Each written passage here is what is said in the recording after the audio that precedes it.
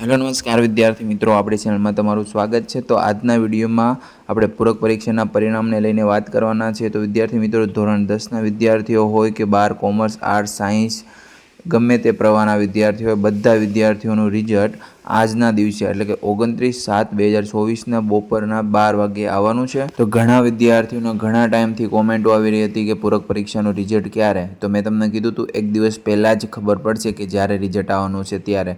तो 29/7/2024 एटले के आजना रोज बपोरे 12 वागे रिजल्ट आववानुं छे, जे आपणे पूरक परीक्षा जून जुलाईनी परीक्षा तरीके ओळखीए छीए एने।